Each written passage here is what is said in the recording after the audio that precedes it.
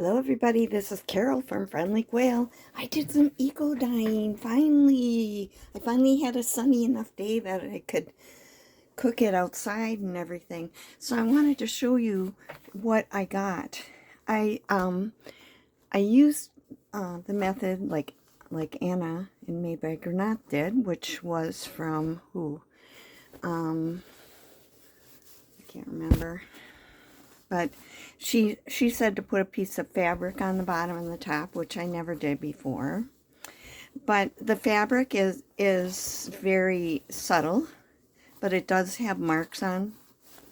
I had it folded. But I can use this for wrapping a journal in or something like that, and it'll be pretty. Or come up with something else. So I had one on the bottom, that was the bottom, and this one was on the top. Now the reason there's a little bit of bluish in here is because I added a teaspoon of this when I did it. It's Sassy Sapphire Magical. It's the crystals that dissolve in water, and from Lindy's Magicals. And so it got some blue on it, and it also tempered some of the yellow that was in here. But this, I had one big frond that I laid kind of across the top, and it got that. And there's all these little dots. I don't know if you can see them in the video, but there's little dots on there. Yeah, I think you can. That was because to weight it down, I put a pan on top that had all little holes in, and then I put bricks on it. So it did get on there. But it's kind of fun. Just, I had never put fabric in it before. Now, this was the very top one, or I should say bottom. No, it was the top one because I put this on the top. Okay, so this was the big frond thing that I put on. And it's not the prettiest, but it's okay. And I did lose a little bit. I did it with, it's paper. It's not copyweight paper. It's a little bit heavier, but it's still very fragile when wet. And so a couple of them, like this one, I did lose a couple big chunks on this one. But I still, this side is totally intact. So if I cut it in half, I've got an 11, actually I think it's 12 by 9, but I can cut it down to an 8.5 by 11. And, you know, it's very kind of typical, I think, that one. Now this one, this one's got all kinds of interesting stuff on it. I mean, look at the detail. This was a flower off of a bush. These were flowers. A big leaf. This is a fern.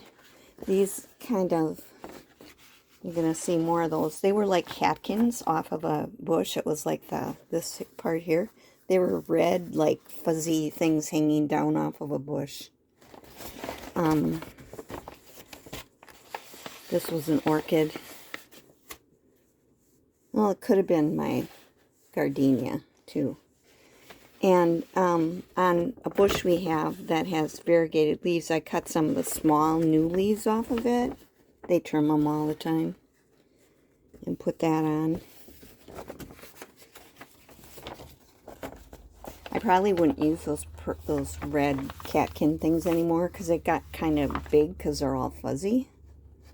But it still is funny. And something that's not showing up at all on this video is that the Magicals left little sparkles all over it.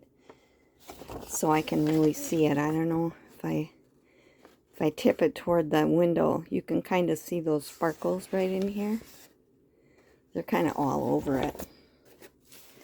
Okay, and then this was the next one.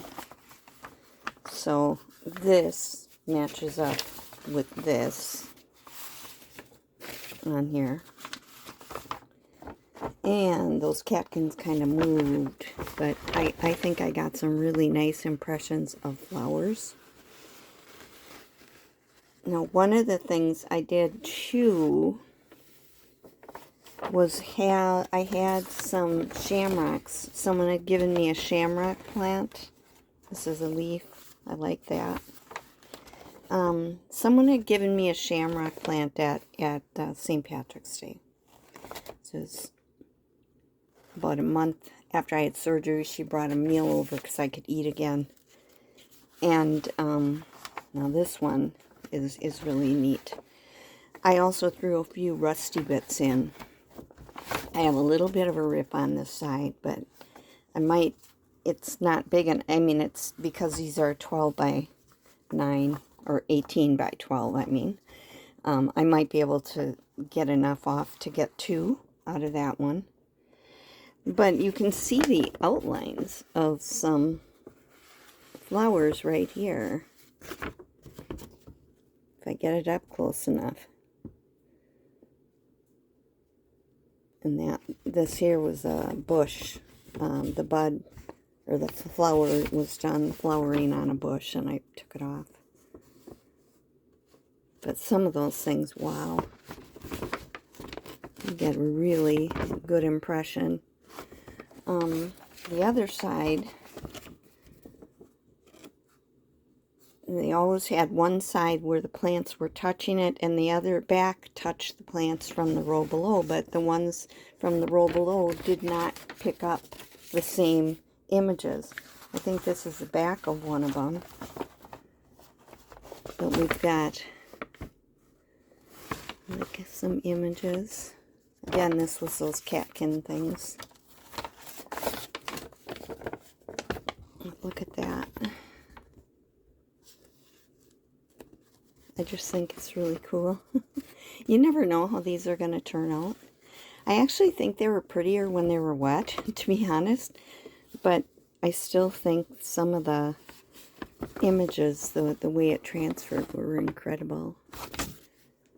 Okay, and I think this might be the back of one.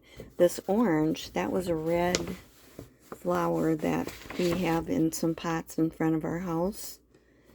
I don't know if you can, this here, it was a big leaf, and it left the imprint of its, it didn't give a lot of color, but it left the veins in there.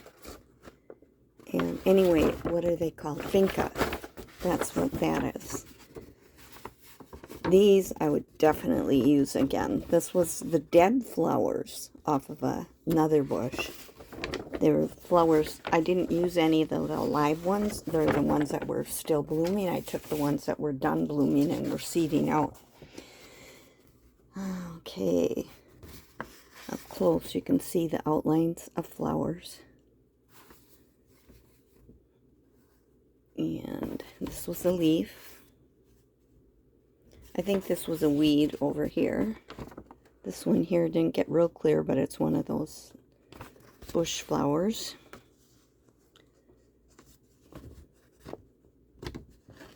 There was a, you're going to see it on the next one down, a palm frond facing, this, here's the back. There's a palm frond on there. So that has a lot of interesting stuff going on. And here's that. This is my favorite one. This is a mushroom cap. It was it's like really big, and I just cut it off. This is where the stem was when I cut it off. This is the bottom of it where the spores come out, and you can see the lines from where the spores come out in it. If I can get it the right angle. There, look at that. Isn't that cool? That was just a big mushroom cap. And palm. This was one of those flowers I said I'd use again, but it didn't get pressed down hard enough. When I did it before, I used to like tie it together. This time, here's the back of the mushroom cap. So this was the top of it. But what I used to put it all together and tie it really tightly together, and instead I just put a pan on it and put bricks on it. So it still did really good, I think. It was worth it. There was a great big leaf. And It's another one of my gardenias from my gardenia bush. Okay.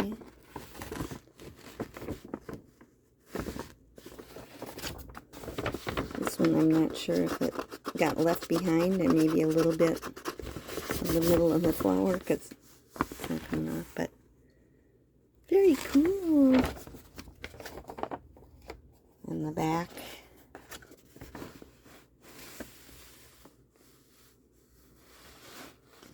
This is that one. Oh, I just think those turned out so cool. They're darker and they really show a lot of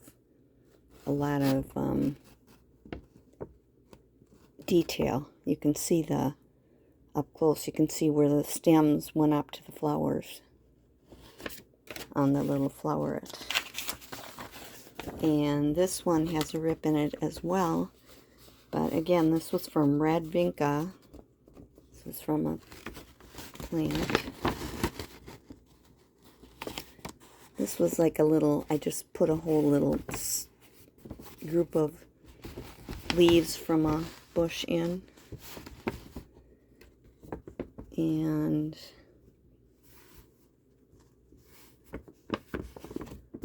I think this was another gardenia. I had a couple of orchid.